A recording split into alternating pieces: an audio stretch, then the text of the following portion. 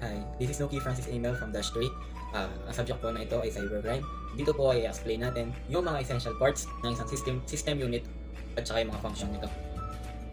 So, ang isang system unit po ay meron mga essential parts tulad ng motherboard, central processing unit or CPU, power supply, hard disk drive or HDD, RAM at ang casing at saka meron din po itong system fan.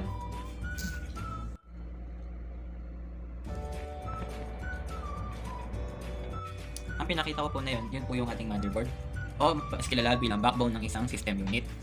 Meron po itong 2 CPU platform which is ang Intel at ang AMD. Meron din po itong dalawang software, ang BIOS at ang EFI. Ang motherboard po ang nagsisilbing tulay para magkaroon ng communication bawat components na nakalagay sa ating system unit.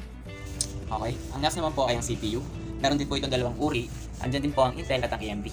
Ang mga CPU po ay kilala bilang isang brain ng computer dahil siya po yung nagpe-perform ng data processing operations at siya din po yung nagko-control ng operation ng lahat ng system parts or computer parts.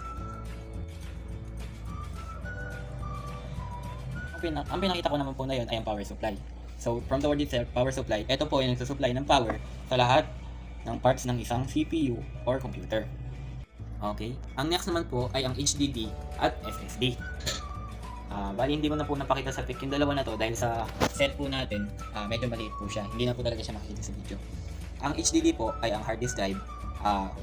Ito po yung i-store ng data sa isang device. Ang pinagkaiba lang po ng SSD, ang SSD po ay mas mabilis na function or mas mabilis na part po siya, ganun. Mas mabilis na system, ganun. Yung pinakita ko naman po na yun ay ang ating RAM or Random Access Memory. Isang storage device din po ito na nag-i-store ng data temporarily. Ibig sabihin po, ang data stored dito ay nabubura sabay ng pag-shutdown ng computer.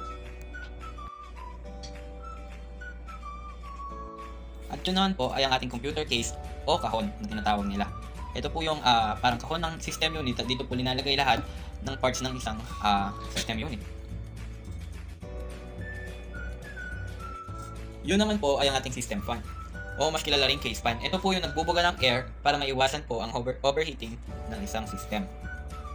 Next naman po ay ang floppy drive. Ito po yung nagsisave o nagre-retrieve ng data using small portable floppy disk. Next naman po ay yung heatsink. Importante din po ito tulad ng ating fan dahil ito po yung nag-a-absorb and nilalabas niya po yung heat para din po ma-avoid yung overheating at save po yung CPU natin. At ang pinakalas naman po ay ang ating optical driver. Ang function lang naman po nito ay siya po yung nagre-read ng ating CDs at saka DVDs. So ngayon po hindi ko po mapapakita yan dahil yung CPU natin nakatanggal po yung ganun na.